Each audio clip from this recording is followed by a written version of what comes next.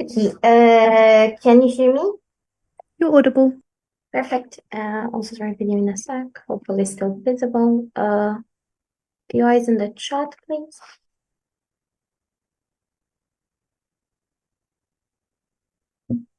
Starting in 3, 2, 1. Okay, where is this relevant? I think in states such as in Latin American states where there's increasing like very high crime rate activity, states such as Italy or states such as Italy or Japan where you have super entrenched like crime organizations, or African states where you have like local organized crime. What is expelling and how would it be done? Probably you revoke their religious status. Like in case of Italy, you revoke their Christian status. You do it publicly, a public declaration is probably like it's posted or like it's said by the leader of the local church. You can't act, and as a result, you can't access the church or any of the church services. You also can't donate, so you're basically shut out of the community formally and shut out from God or from all the like metaphysical benefits that the church and Christianity or the religion can provide to you. One, I think this is a deterrent for people joining. Who is this about? I think this is about young people who are not still fully in and who would consider joining like gangs on the alternative. I think people will say no, but people only join in case like extreme cases of hunger. I don't think that's the case. I think a lot of like a significant amount of cases, it's people who could be earning money someplace else, but it would definitely be harder. And it's young people who join them due to peer pressure, or because they feel like it's the easier way to please their family, or because they feel like it's something very edgy to do, or like feel like it's a part of their identity that they can embrace. Why does this break and why does it act as a deterrent? It takes away the capacity to repent for your sins. To the extent to which the church can inflict punishment in these gangs, obviously, because they kill people, because they go against a lot of religious Christian values, forcing them out and forcing them to live with their actions is the punishment that the church can do. So it's the fair bit it should be doing in order to help decrease the numbers. Expelling them means that you also incur a metaphysical cost, because you see, you cannot repent for your sins, you cannot ask God for forgiveness, and probably you're unable to access heaven. This is crucial, because if you're a young, like 16-year-old, and you feel like you should get in for your family to help them have a better living, but the church is likely to expel you, if your family ends up hating you because the church caught you out, your main decisional factor is gone, and you perceive this as being a bigger identity trade-off, renouncing your religion, than joining the gang would be an addition to your identity or an addition to your material condition. So I think you're likely, from a personal and emotional kind of balance, to do not want to get into this, and to, or at least to, and to weigh it up more on the side of not joining the gang. Secondly, if that's not enough, the metaphysical threat of not being able to go to heaven might supersede anything that pushes back on from my previous mechanism, because you know that even if you don't do terrible things, you're very likely to do bad things which will send you to hell, and you're constantly and continuously prevented from being forgiven, because now God doesn't speak to you anymore. So you'll have to live with the guilt, and you'll also have to live with the certainty of hell, which I think this is something intuitively a lot of people would prioritize. There's a second argument here, which I think is very crucial. A lot of mob bosses and a lot of prominent gang members go to church very publicly. They donate a lot. They use religious symbol into their discourses or into their actions, because they want to promote this as we're doing this for a moral good and for moral values. We're the vigilantes that solve the injustices that the state is doing upon our communities, and we have God on our side, which means that the community should embrace us as well. Why is it crucial that you cut the access they have?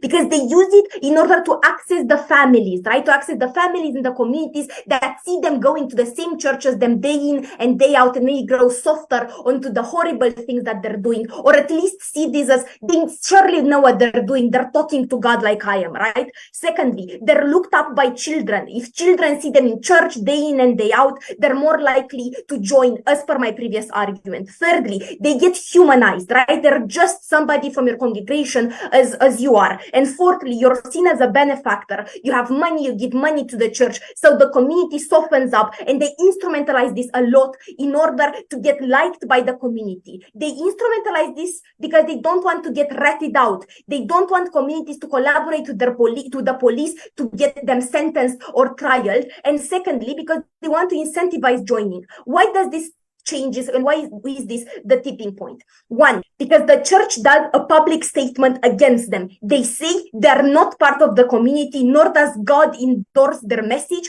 which means that we are not willing, they're not doing the moral good, nor are they helping our community. So you as a Christian or a member of the congregation owe them nothing, and you shouldn't go soft on the crimes they commit just because they donate some money to our canteen. Secondly, the church then becomes the moral arbiter of their immorality, which is something exclusively the church can do. Note, because the state can't be the moral arbiter of their immorality because it is seen as the enemy, as opposed to the church who is proximate to people, when who can now say, we as the authority figures tell you that these people are shit and that you shouldn't be crediting or allow your children to get into these gangs, which means that you have a clear-cut distinction of these people are immoral and you should be banishing them morally. I will explain what this means, but I'm happy to take CO.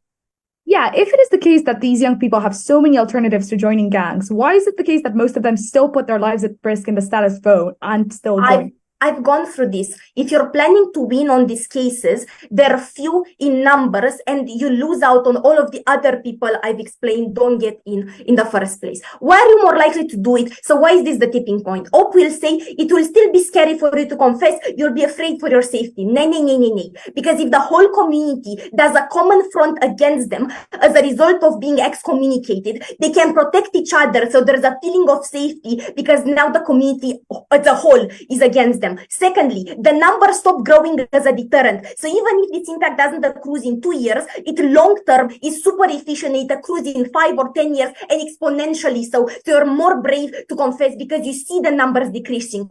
Thirdly, you believe it's your duty as a moral Christian in the face of God to confess or to rat these people out to the police. And fourthly, you're less likely to feel compassionate because they're not good people anymore. And you feel like, again, your duty as a good Christian is to make them pay for what they've done. I think Op will claim that you can convince people to stay in and to mend their ways, or at least that they benefit from the community. Certainly, community is not their criteria, given they inflict a lot of harm in these communities. And it's unlikely that the church is able to convince them to mend their ways because they will keep thinking God is on their side. It's a self-fulfilling prophecy. Every time something works out for me as a mafia boss, I think that God is with me. If the church says God is not with you, they stop the self-fulfilling prophecy and they stop the community from buying into it. OG.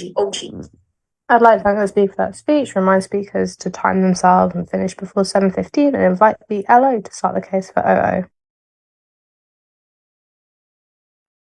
Visible and audible? Yep. Amazing. Cool.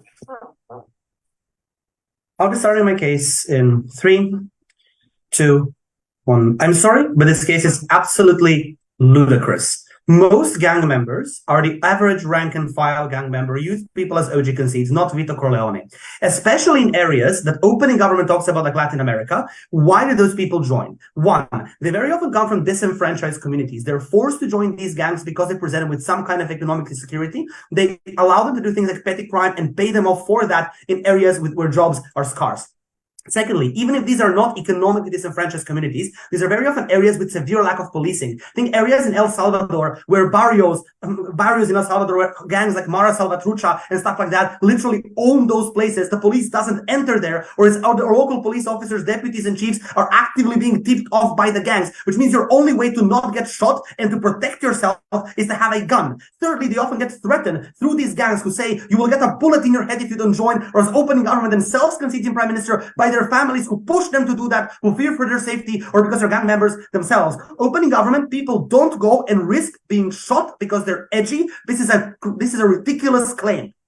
And this means, therefore, that the idea that people now just won't join gangs because they won't do the edgy thing anymore doesn't stand in this debate. The only other mechanism OG has to prove this is to say the metaphysical threat is going to stop them. Guys, You don't wake up thinking about God and heaven in 60 years if you don't have food in your belly or if you're about to get shot in the head. Unfortunately, hunger and fear are physiological emotions which are incredibly proximate as opposed to theological abstract considerations. The final thing that left standing from opening government is the idea that the community is going to put up a unified front against those people and rat them out. This is not the reason why they don't rat out. The reason why they don't rat out is because the local police officer may be corrupt and then rat them out to the gang. The reason why they don't rat out is because then their family member might get taken hostage and shot. The reason why we don't rat out is because they're scared of these gangs taking away the basic livelihood that they have. They tomorrow might be the ones caught in the crossfire because the gang wants to send a signal and a message that nobody should rat out the gang that rules this neighborhood at the point where the police is not there. This mechanism isn't true from the side opening government. My analysis also means that insofar as justified morally in the vast majority of cases as a retaliatory measure, they do not have that moral justification insofar as most of those people did not do that because of a criminal and evil mind, but because they had no choice.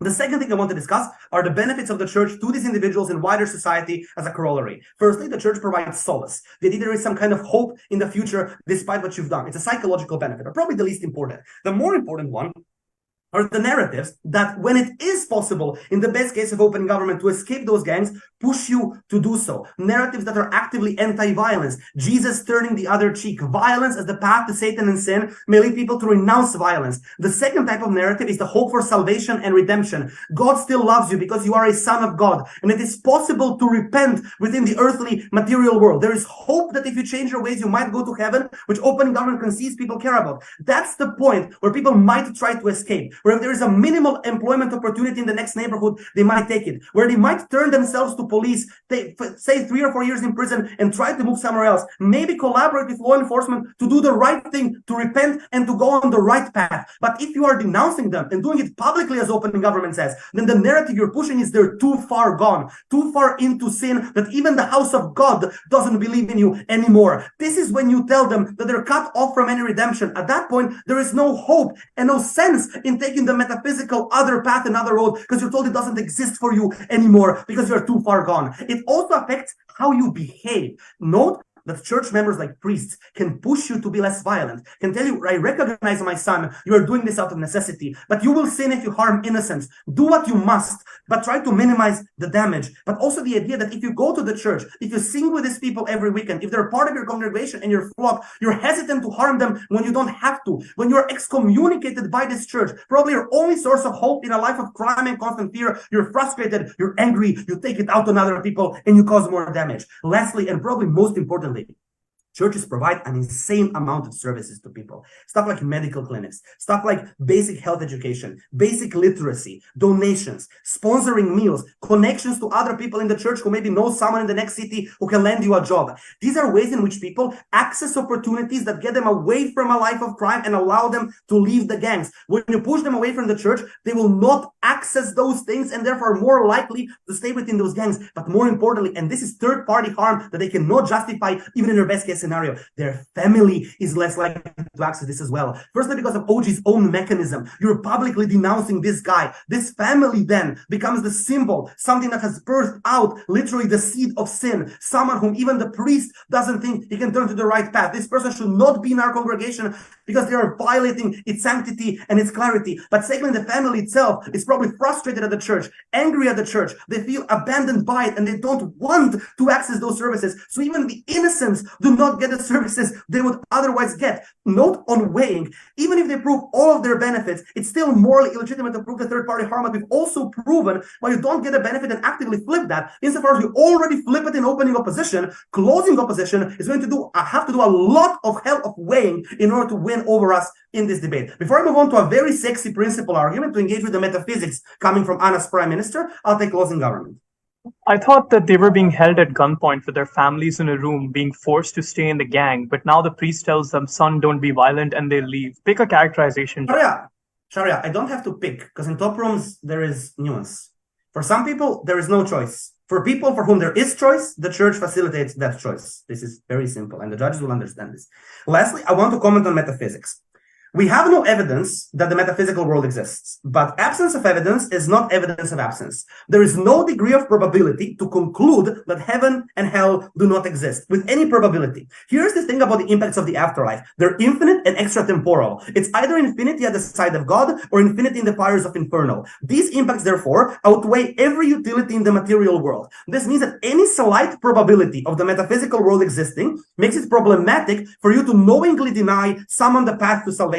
Assuming revelation is true, and assuming the sacred texts are true, the church is the closest to the truth about God and therefore to the truth as to whether you're going to reach heaven or not. This is not a case about whether people are likely to engage or not. This is a case about what is moral for the church to do. At the point where you know the path to salvation and actively deny to someone, therefore potentially condemning them to an infinity of hell, the slightest possibility of the metaphysical world existing makes it incredibly immoral insofar as infinite is utility, and infinite is utility is not proportional to any crime in the material world, because no crime is infinitely this futile. But also, denying people the path to salvation damages your own soul, because you're condemning them to apostasy, the worst sin in all of the Abrahamic religions. So the church priests themselves are damning themselves, not knowing that they're doing that to save the people, but to save the souls as well. We beg you to vote for opening opposition.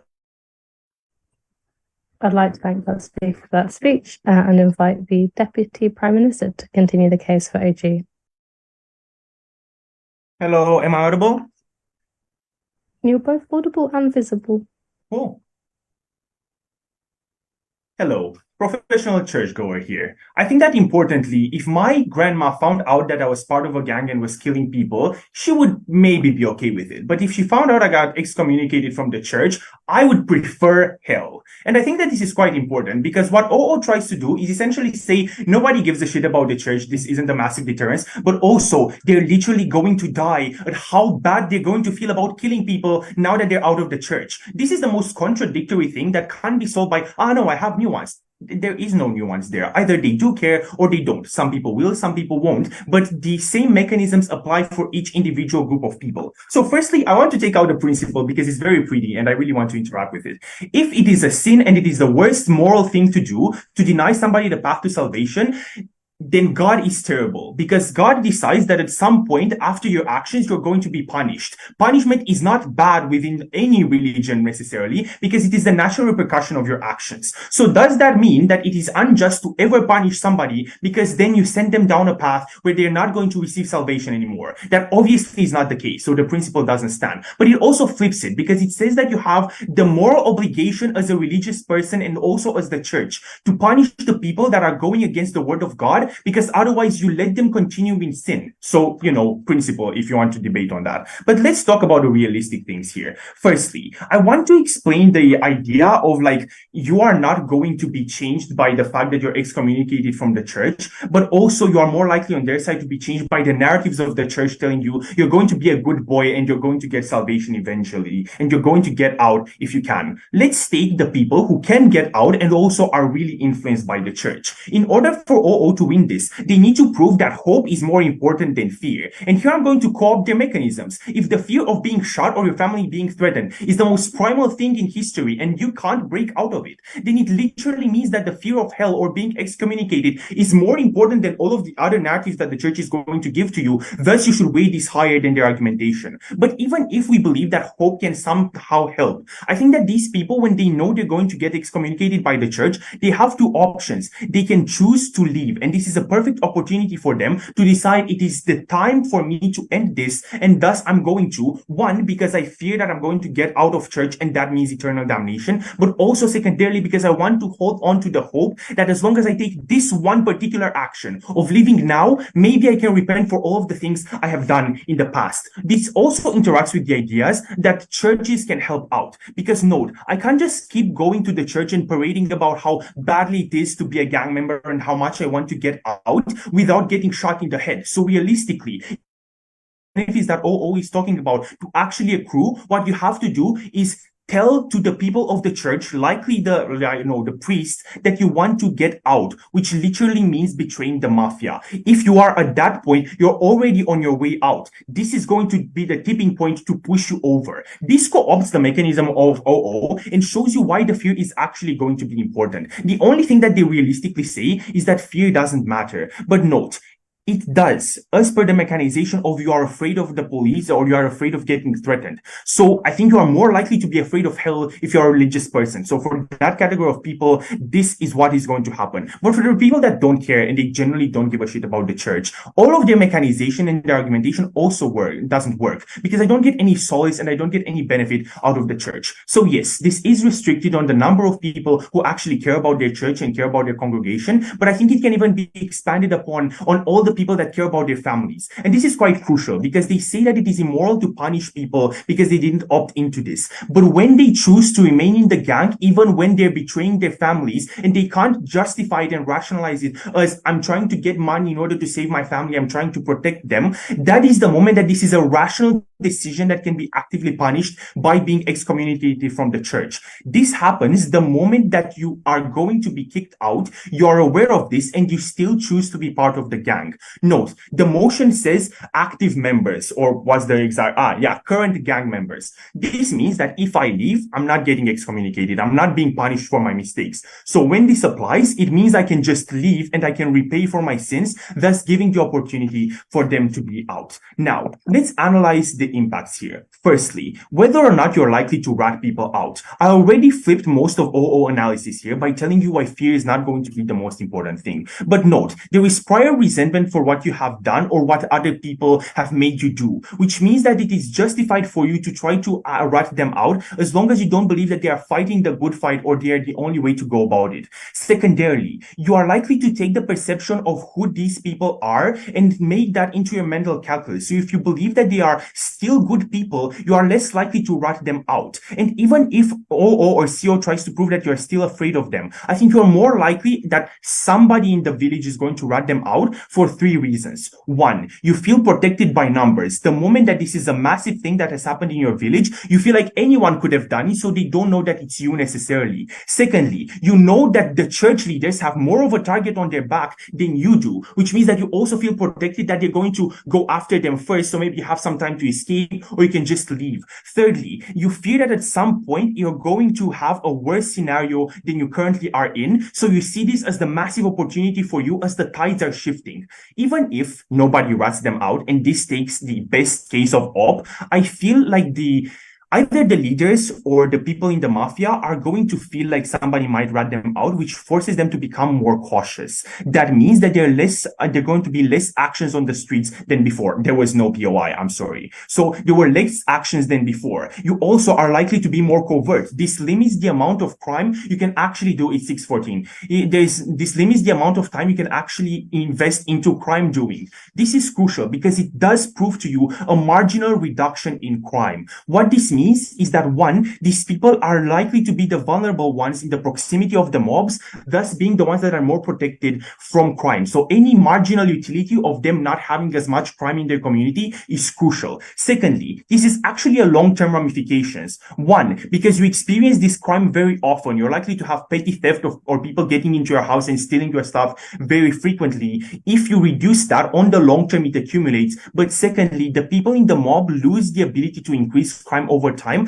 by not being able to recruit new people or increase the amount of finances that they have. So what should you take at the end of my speech? 1, there is a marginal reduction in crime, and secondarily, not only is punishment justified, but on the OO principle, apparently it is the best moral thing to do in front of God. So proud to propose. I'd like to thank the speaker for that speech. Remind speakers to time each other's speeches so you know when you can offer POIs, and invite the DLO to continue the case for OO. Can you hear me? We can hear and see you.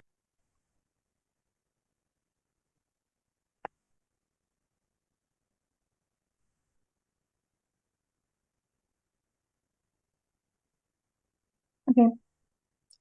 I'll be starting my speech in 3, 2, 1.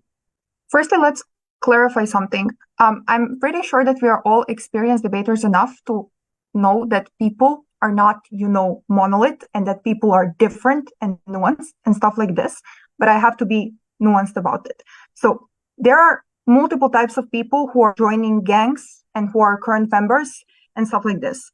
Firstly, people who are at threat of violence, which is vast majority of them who are at threat of violence, who have 0 other options and stuff like this. those are and who are here to protect their family and stuff like this, they are going to stay in gang irrespective of this.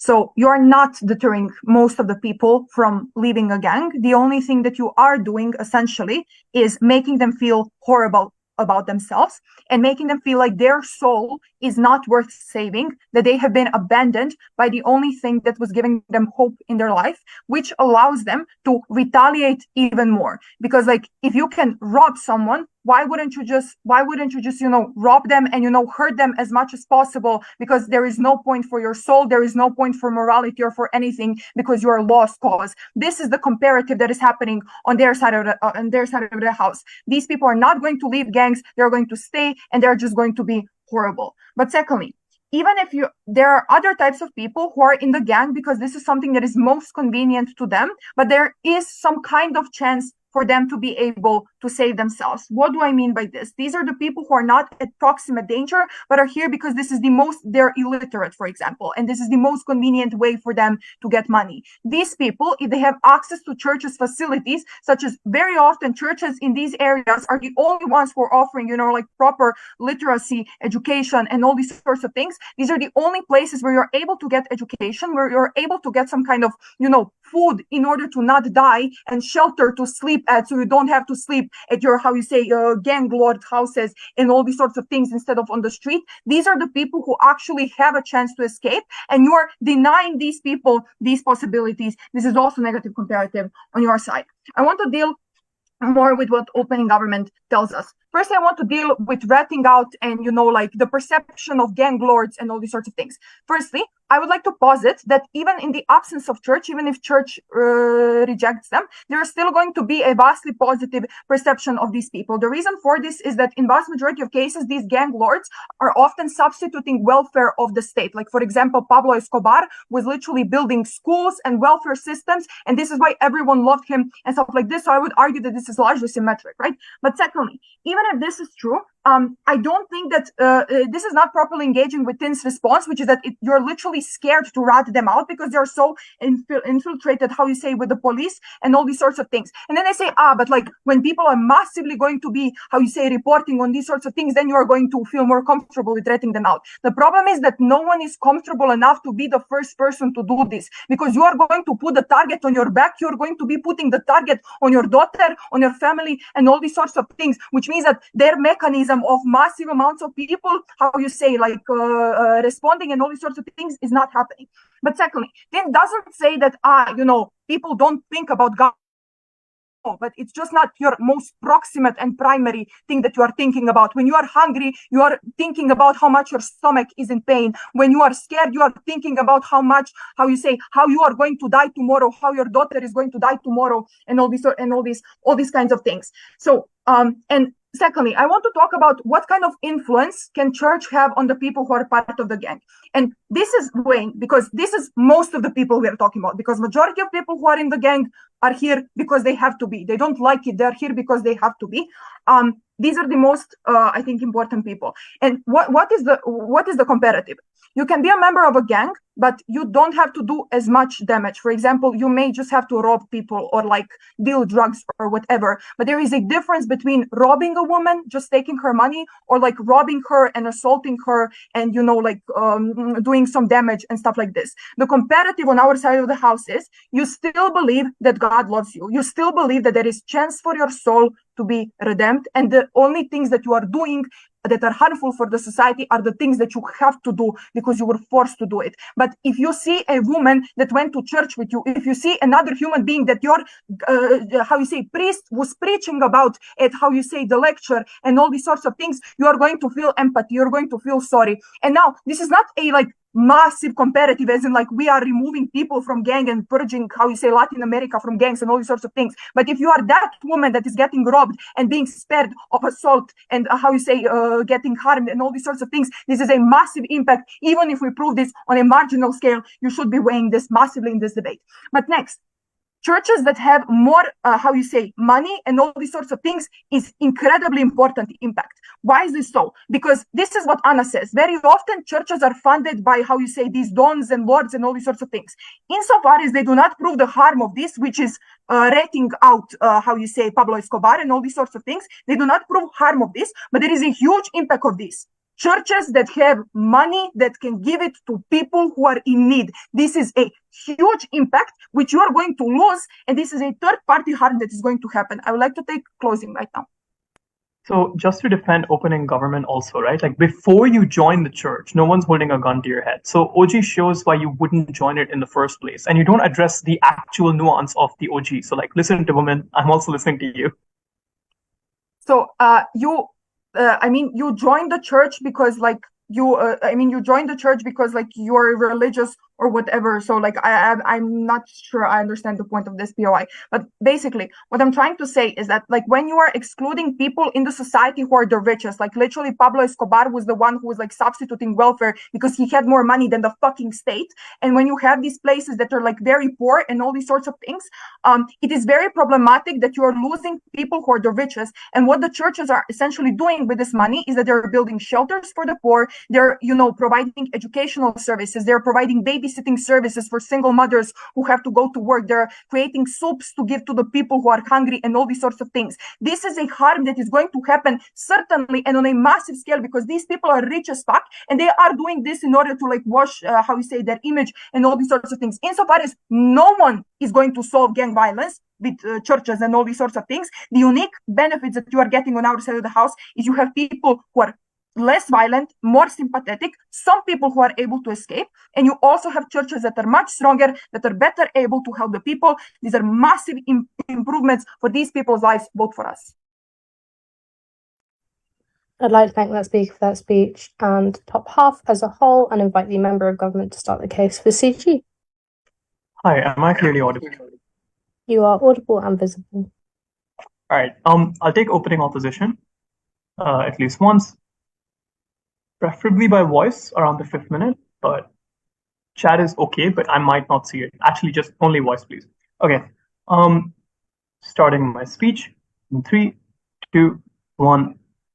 Let's characterize the people and address the nuance in opening opposition's case. They do admit that not everyone is sort of held at gunpoint and forced to join the mafia. They say the vast majority are, and we can concede that. And some people are marginal, and we also can agree with that, right? Their claim then is that these people then go to church and they're sort of pushed towards doing good things and so on. Opening government then says that actually the difference here is that the church itself is now going to push against these mafiosos, sort of gaining lots of power and deter people because they think they'll go to hell. But the way to break this clash pretty easily is to explain how if the mafia gets involved in the church at a low level, the way you perceive God and the way you perceive the church as a whole is that it's pro-mafia.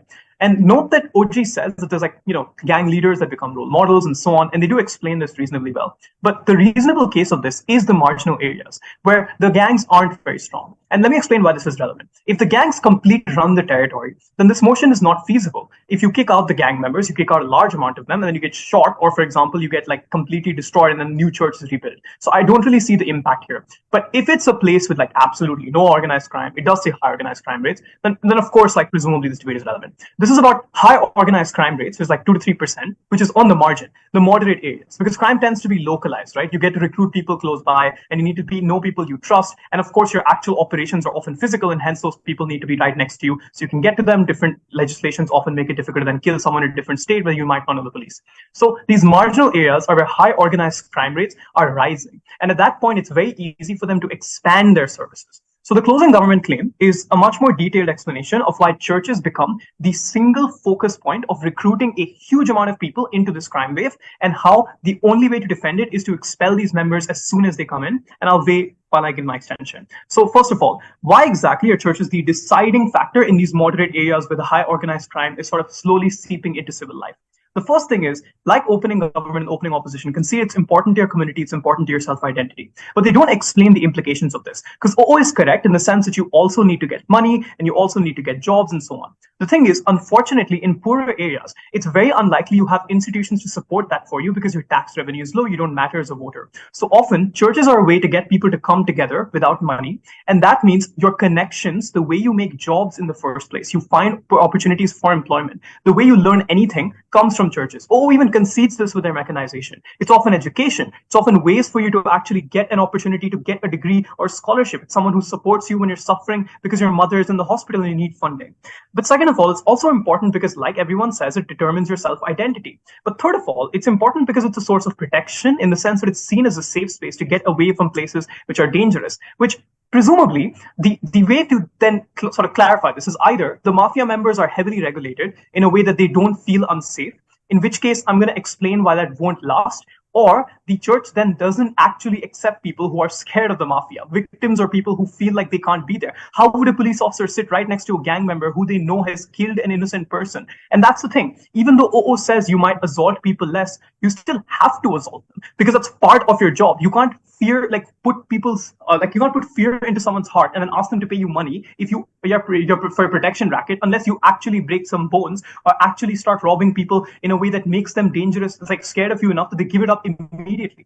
But second of all, what happens when even low-level mafia members in these moderate areas where these crime rates are expanding occur? First of all, it's really easy to take over the church in a way you can't otherwise. So this looks like intimidation and talking and sort of getting to know the social dynamics. Now, I listened to Anna carefully. She said you humanize these people, they become role models and they become benefactors. But the missing mechanism here is why this is comparative, in the sense that if you remove these gang members, they can't do it through, say, a charity donation that's anonymous or whatever, or for example, why this is the tipping point to that and why the right? So the first thing is that you now understand social dynamics in a way that you can manipulate the priests so that you can make them lose their jobs and put in people from your own family, people you respect. Or for example, and this is the most important, you frequently meet these people so they trust you a bit more. The humanization mechanism from opening government is incomplete. Because the final end point of it is that when people trust you, they can also see you as a new leader who can run the church, who can run your schools on Sunday, who can run your hospitals later, who can push your welfare programs to the next extent. But second of all, it's why money can only exist on our side, on their side, which is that you can only connect all of these existing networks in this area to the church at the point where you understand how to run it. And it's cheaper and more affordable for you to run these churches when you have people you trust in them. You can't just replace the church with someone else, no matter how much money you give in, because people won't believe that person or trust them if it's something completely different. So you lose the buy-in required to get those donations, and often the church itself starts losing legitimacy because the victims and people who see these gang members often see them harassing people in everyday life, don't like them anymore. I'll take you in a second. Okay, so why is it likely that this causes recruitment, and why do we solve this? So the thing is, first of all, it's very easy to spread your own version of truth. It's not just role models and humanizing. It's the idea that God wants you to grip your life in your own hands and take back what's yours and go ahead and rob those damn people who are making money off of your hard-earned labor, and exactly the type of narratives that opening opposition says. You need to stab that woman to steal her groceries. You need to rob that person. The claim is in these moderate areas, the police exists. There are often people pushing against these high organized crime rates. There's alternatives like relocation and employment programs that are put there because people are scared of these crime rates like evolving. And also, this is really important. People need to be doing normal work, because otherwise, who are you robbing? You cannot rob a grocery store that doesn't employ anyone or make any profit. And also, if you reduce that profit, then presumably they still need to exist for you to continue robbing them. So they need to be able to employ more people. Before that, opening opposition quickly. Insofar as OG concedes, gangs have economic capital and the literal tool of intimidation physically, they don't need rank and file members to join the church to influence it. In fact, they're more likely to influence it through intimidation when they're angry that the church is excommunicating their members. The mechanism is non-unique. No. So Tin, you're right, but the intimidation is harder, which OG also said, by the way. They said that it's harder to go on the street and threaten people because the police exists. But it's not about intimidation. It's about trusting you in the gang in the first place to then get involved, to join that group, to trust that they'll keep their end of the contract up. Because the thing is, in moderate areas, people do have alternatives. And note, otherwise, OO has no impact. There's stuff on families and there's stuff about the metaphysical stuff. I'll talk about this in a second, but it's just irrelevant. The counterfactual is very simple. First, obviously, if you're anti-mafia, you gain a lot more support and funding from the state and from other churches because you have to justify the fact that you need to push these people away. So law enforcement funds money so that you keep your support systems. But even if you don't, this is an immense signaling effect that makes it very difficult to take the gang members in your church seriously if they do try sneaking in. Now, why does this weigh against a lot of what everyone else says, right? The first thing is opening opposition stuff about God is a bit irrelevant. You can just pray pray at home. I don't know why you need a church. But if like Allah is real and then you go to church, then you also go to hell. So I don't know why this matters. But the stuff about your families and the extent of harm, it doesn't compare to the immense amount of future victims that we're going to protect from being murdered or robbed. If you think the life of a church person is horrible and they deserve God to save them, then presumably we want less people in these gangs in the first place. On that note. I'd like to thank the speaker for that speech and invite the member of opposition to start the case for CO. Cool.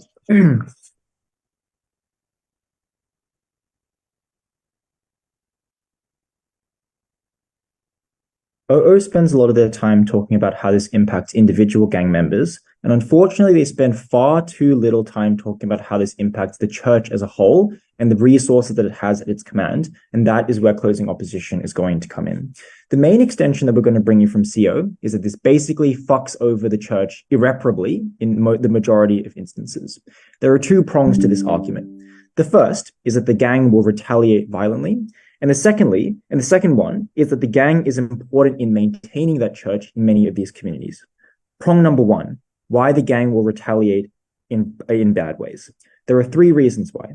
Firstly, in many instances, the gang will just try and forcefully take back control of the church and its apparatus because of the fact that it is a source of alternate power, a source of alternate social capital, and a source of alternate organization and meaning in these communities. That is to say, it is an extraordinarily powerful and influential alternate pole of authority in these communities where these gangs want to maintain a monopoly on that kind of influence, which means that they aren't going to back down without a fight, right? CG is like, well, what if the gang members take over, sneakily take over parts of the church? Now they do it forcefully because you do not give them a choice. Because you have kicked them out, now they have to do it violently. They have to do things like attack or kill higher up members of the church, or just seize the church, literally, physically seize the church and its property. That seems very, very bad. Secondly, it is because these gang members are angry and will become extraordinarily aggressive towards specific members of that congregation. OO's mechanism here is about you feel like a lost cause, and so you'll just go haywire and kill a bunch of people. What we tell you is more direct. That is, you feel betrayed by your friends. You feel betrayed by your family. You feel betrayed by the people who you thought you could trust, your shepherd, people who you confessed to, the people who you trusted with your spirit. And all of those psychological mechanisms mean that you feel like you have been stabbed in the back. And so what happens is that now you are far more likely to be violent. You're far more likely to be aggressive to specific members of that community because you think that each and every one of them is complicit in this act of your rejection, which means that you are likely to be violent to them. And thirdly, why the gang will retaliate is at the very least, they won't refrain from doing the bad things that they do to everyone else, right? For example, they will stop not extorting you because, right? Like they extort everyone else. They don't extort you. And the reason why is because in the status quo, they have an incentive to play nice because their own members are part of that church. They're obviously not going to extort the church if they're attending the church. Now, when you take away that incentive, they're just going to extort you like they extort everyone else. Which means that, at the very least, they stop not doing the bad things. That seems extraordinarily bad because what that does is it drains the church of its power. It drains the church of its funds and its resources that everyone agreed was very important to make. Second prong of this argument. The gang is important in maintaining the church. DLO has a stab at this and spends about 30 seconds being like, well, they have a lot of money, and so this is important. We're going to prove to you why they have the incentive to do this and why they have the capacity to do this. On incentive, three reasons. Firstly is the PR mechanism that OG gives you, which is, I guess, fine, but there are two better ones. Firstly is that a lot of these people are just genuinely religious. For example, they see this place, they see the church as a source of genuine solace. They do believe in heaven and hell and God. And most crucially, they see this as a source of hope.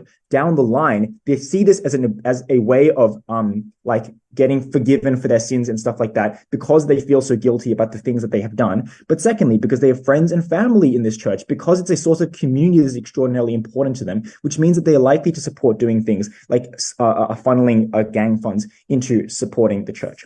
Why do they have the capacity then? Because note, OO is fairly lazy with this and they're just like, well, they have a lot of money, but why necessarily do they have the capacity to maintain the church? Firstly, it is because they protect the church from other criminals. Note, this gang is not the only source of crime in this area, right? There are other criminals, petty criminals, but there are obviously also other gangs, like, gang rivalries and shit like that are likely to pop up and are a source of competition, which means that if you have one gang that is deeply enmeshed with the church, it means that they have an incentive to protect their own, and it means that they have an incentive to protect their church from other sources of violence. At the point in which you remove that incentive, it means that the gang now no longer has any self-interested reason to protect that church, which means all of that crime is likely to sweep over that church. But secondly, they are extraordinarily rich. Here are some structural reasons why OO just says that they are. Here are why, the structural reasons why they're likely to be rich. Firstly, because they are deeply enmeshed within networks of political corruption and nepotism. For example, in Colombia, FARC and AUC control like 50% of fucking departmental infrastructure budgets and stuff like that, because they've been paid off by officials, which means that they have enormous amounts of capital versus democratic incentives, which are comparatively weak. Secondly, because they have funds gained illegally when there's not much industry in the area, which is the very reason why people join in the first place, right? Because you make money off of extortion, you make money off of drugs and prostitution and gambling and things like that. And thirdly, these gangs tend to be wings of more like centralized organizations, right? Like the gang is very big, it has like a central body, and then there's like, it radiates outwards, and in local areas there are local wings of that gang, which means that they are able to call upon the resources of that central pool, which means why they have a lot of money. Before I go on, I'll take OG. I don't know if the mob is more likely to have family within the church and care about it, or completely not care. What I am certain of is if they attack the church, the people have nothing left to lose if you even take God away from them. Thus, they will fight against the mob. Like, they'll fight against the mob, but what the fuck are they going to do, right? Like, they're just going to get owned. Like, I have no idea what their POI was. Okay. Some observations then in terms of weighing. On OG, OG just seems to be like, yeah, they kick everyone out, and the gang is like, okay, cool, fair enough. Obviously, that is not what is going to happen. They're going to retaliate in the ways that I told you. But note that this argument doesn't require like buying that no one is going to leave or that no one is deterred. Like, you can buy their benefit to a certain extent. Like, some people leave, some people stay. But the point is that even if like half of the gang stays, that is still extraordinarily bad, because you've gone from like, 10,000 people to 5,000 people. 5,000 people coming at you with guns is still pretty bad.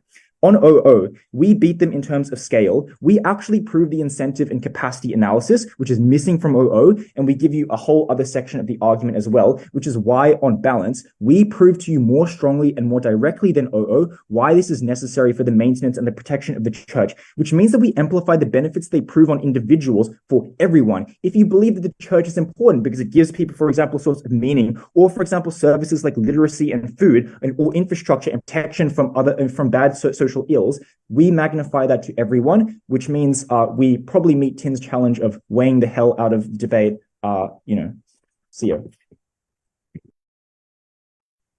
I'd like to thank the speaker for that speech and invite the the government whip to conclude the case for closing government.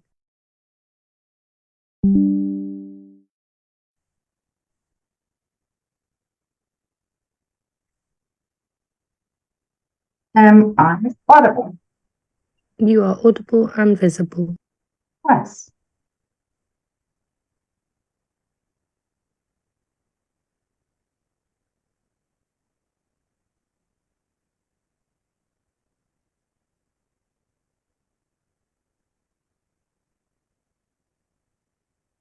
All right. 3, 2, 1. I'm first going to do some rebuttal, then some framing, because I think this is, to a large extent, a framing debate, and why Shaurya's framing probably won, then some weighing and more rebuttal. First, I want to just deal with CO, because what they say is basically going to have retaliation, which also fits into our framing point very well. I think the first thing on retaliation is that it's probably then kind of a symmetric debate, in the sense of if the church is going to just then be erased by the mafia, then there's probably no point in doing so, and probably then you haven't successfully done it. Meaning that what we probably debate the most here is in the cases where you can actually reasonably expect it to be able to do it, because the supporting of the act means that the act can be done or can be aspired to, meaning that you probably must have some capacity to do that. The second thing I think is that you're probably in the framework of what we set up, is that you probably have areas where you have high organized crime rates, but that doesn't mean that the literal local mayor is like a criminal, and also that the rest of the country are all criminals running the whole country. I don't think this is the case, but secondly, I think in those countries, or like in those places, we don't have a margin on either side of the house, because it is not that anyone can choose or anyone can really opt out of crime if this is like everything in your life. I think that then what happens is with the retaliation point is that probably if one of them retaliates or tries to retaliate, that the local people are going to be pissed off to such an extent that they're actually going to especially because opening half concedes that God and church is so important in your life, yada yada, that you're going to actually try to push against it. You're going to much more forcibly demand police force. This is probably going to be super running material for politicians who are going to be tough on crime or tough on gangs because it's pictures. Imagine like mobs like storming a church, or what are they going to do? Like storm into the church, kill a godly man? I don't understand like how exactly this retaliation will work, but these are pictures can sell very well. But thirdly, I think that retaliation is just also very unlikely because of OO's analysis on how important church is to those people. Because what OO says is you're going to be violent to like third parties. You're not going to be violent to the church. You're just going to be angry at the people, but then like let it out somewhere else and you don't have the moderating effect. I think that OO's analysis also harms CO, because what they would have to prove is that you get so angry that you're literally going to try to like kill the people that you thought just like yesterday can be the path to salvation, which I don't think is true. Then on framing, I think an important piece of framing is that there's a trade-off of who is your flock, i.e. in mixed populations, which that probably is where both sides claim the biggest impact, because you don't have like all supporters of gangs, because if everyone is a supporter, then like no one will be the moderator, but also no one will have any impact.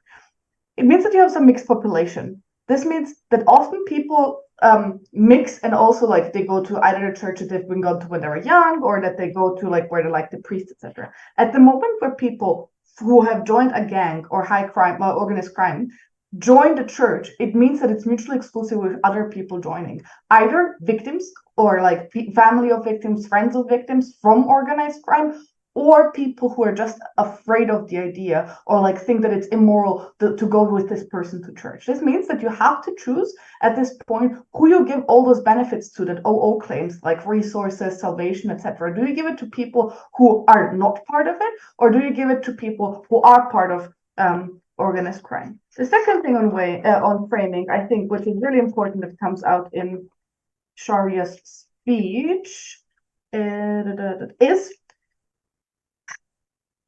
that this is probably not about all areas equally, i.e. if we want to claim a certain impact, we have to actually show where the impact is the highest. So what OO is trying to say is, like, for the woman not assaulted because you have a moderator effect, it's the like biggest impact, or that you like these people didn't choose and they might have a path to salvation. What we think is more important is something very concrete. In areas where there is high organized crime, but not the whole country is overtaken, you still have police and somewhat functional democracy or like flawed democracies, probably this is where you have the most impact, because there usually, and most crucially, what Shaurya characterizes it to you is that you try to infiltrate churches to actually become a leadership position, to actually gain the trust, to then expand your organization, or actually to like rise to power within that area. Before I continue, even if we neglect that you never explain why we actually care if they infiltrate the church, it's still true that you cut these people off and their families from services, which are often the only alternative, leaving them with no choice, especially as it's quite hard to take them back in after constructing a narrative that they're so far gone that even God has turned his back on them. Yeah, I'll deal with that. But I think the problem if you infiltrate the church is that you literally use it to recruit people. Not only that, but the people you give all those resources. Well, I'm actually going into the rebuttal and like weighing of like who do you give services to, who like gets the benefits of the network. I think at the point where you told you that there is a trade-off between who you can give it to, I think that there are people who are more deserving of it, and that you don't report this. Because what you often do is you incentivize crime through giving goodies. And at the point where all of opening half actually concedes that probably the people with the most resources, or like hospital networks giving you a job, etc., is the church, at that point we think that those should not go to members of criminal criminal gangs, because this will incentivize them to do more crime overall, beating the like, oh, God has forsaken you, so you do more crime thing, which is like, we would prefer that you trade off going to church and maybe getting, I don't know, a job in a low level, if that means that you're not going to do any crime at all. But then the second thing is, I think overall, people who have been done crime to, or who have even in like those hardships chosen not to be part of the gang, deserve this more than like criminal gang members. I think that then on like, you're going to be less violent. I think, first of all, I think this relies on proximity, i.e. the thing that the mechanism that they have is like, you saw this woman, therefore you empathize with her. I think most people like start going to church at a very young age with their family. It's unclear why you wouldn't sympathize with that woman otherwise, like, and it's unclear why you're going to target that specific woman and like assault her. But secondly, I think that like, God loves you. I think that's against the dogma of church for the priest to tell you it's okay to do crime because you really need to do it, but just don't be as bad. Literally, some like the like rules of religion are you should not do crime. So I don't think that the priest is actually going to say that. I think that the priest is going to try to push an ultimatum or say nothing, which is even worse. Because we actually explained to you how infiltration happens. Vote CG. I'd like to thank the speaker for their speech and invite the opposition whip to conclude the case with the closing up and the debate as a whole. Excellent. Can you hear me? Is this fine? Yep, perfect. Okay, just 1 sec.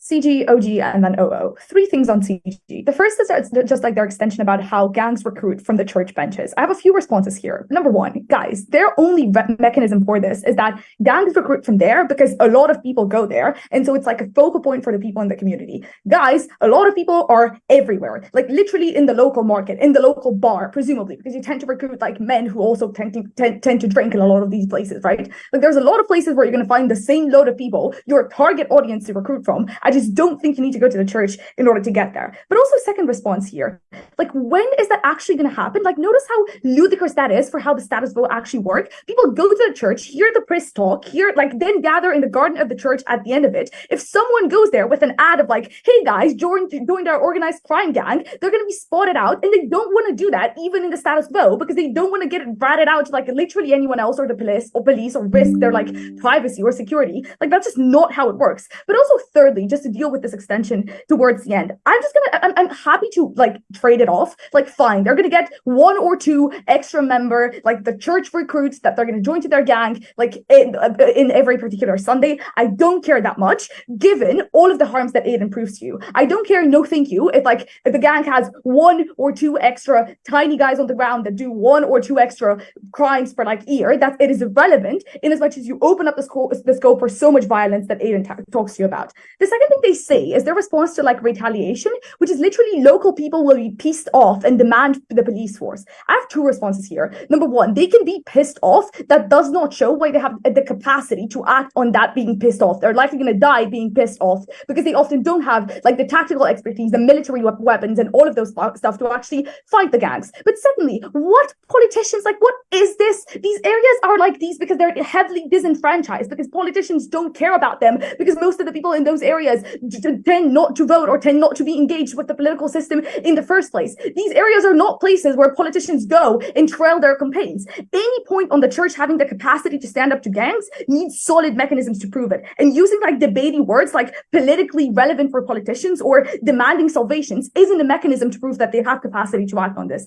Thirdly, then, on giving services to gang members, right? And how that is necessarily bad. The problem here is the comparative. Like CG just says, oh, we should give the services and the money of the church to people who actually deserve this. But this is not the comparative, because the comparative is not giving the resources to the good guys, but not having the resources in the first place. If having resources and giving it to everyone is dependent on, yes, giving them to gang members as well, I'm happy to take that if it means more people get those resources in the first place, including the very good people that they want to talk about this. At the end of the day, the extension is simply not sufficient enough to prove extra violence. No, thank you. The responses to our extensions are flippant at best. That's what CG. OG then, and let's talk about OD. The main thing OD hinges their ideas on is like this idea of deterrence, right? Because it takes away the capacity to repair your scenes, the fear of being like unable to go to heaven, etc. OO goes, physical security comes first, which is important. Here are 4 other responses that go over OO, right? Number 1, notice that this isn't the first reaction. When people hear that the church is going to expel them, the first reaction isn't to be, oh, I'm no longer going to join the gang. The first reaction is to try to have them both,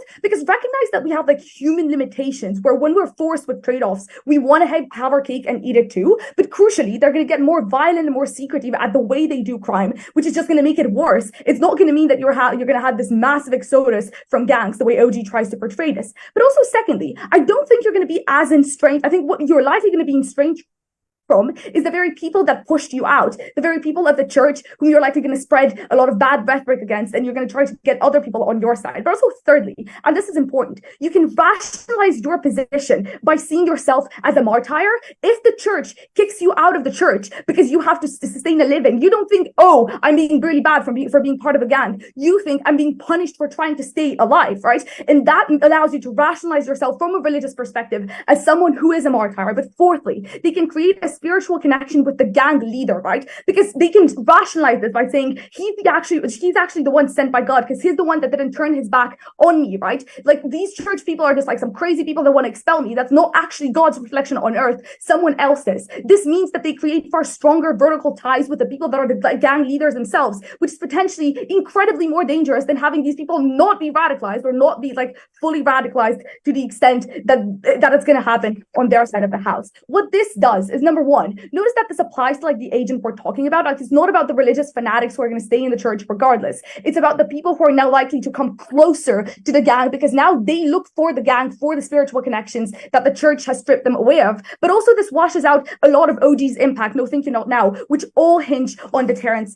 in this debate. The second thing they say is that this helps the gang leaders absolve their image. Like, guys, I want to be very clear. These people, the gang leaders, are untouchable. Like, most of these people have levers of power we cannot comprehend. They will do the shit they do regardless and not have like remorse or like problems of conscience with it. Given that, I think it's just good to take their money and make sure they don't do even more violence against themselves or against the church as per Aidan's extension, right? And lastly, when they say people are going to rat out, in the long term decrease crime, like in a lot of instances you can't rat out. Like, it's difficult to identify. You have to work with rumors. You have to like sort of like predict and take the risk of ratting someone out, but then that person not actually being a gang member or like stuff going on against you. I'm going to take the point because I'm 6 opening. Your second argument is true, and they care about what the church means to the family. Your first argument about relation can't be true, given that people that get resources then die from the shootings. Which is true and why? No, like these things are not mutually exclusive. Like, it's really simple. The church requires a lot of resources from the gangs. That's important because it keeps a lot of people alive. Simultaneously, the situation is such that a lot of people die. These things can coexist. It's like they can both say there's not a trade-off there. Lastly, then they say people are going to be able to fight the mob for the very same reasons why CG is like doesn't get to claim this extension. They can't, because the mob genuinely has a monopoly on the warfare, a monopoly on being tactically skilled, which the people don't have. Like, the people don't have a lot of institutional backing them. So deterrence was their only avenue for change. They don't get deterrence on their side of the house. Finally, then notice that OO gets muddled in how much this is likely to lead to individual deterrence, irrespective of this decision. I don't care about that much. I think the scope for violence that is here is huge, right? Because they have very little to lose if risks are as high as golf puts them. And like, the churches have very little to lose. The scope for violence in these societies is likely to be incredibly large. This means that a lot of people who would have never joined gangs in the first place, a lot of innocent people, a lot of people that should have never been caught into this are going to be caught into this. This means that you genuinely make for hell for a lot of people within these communities. That is a type of violence and retaliation unwarranted and unnecessary for all of those reasons, CO. I'd like to thank that speaker for that speech, and everyone thought it was a very interesting debate. If you closed round, if you want feedback, reach out to me on Facebook. Don't message me on Discord, I won't reply. Yeah, have a nice evening. Goodbye. Thank you. Thanks for the round.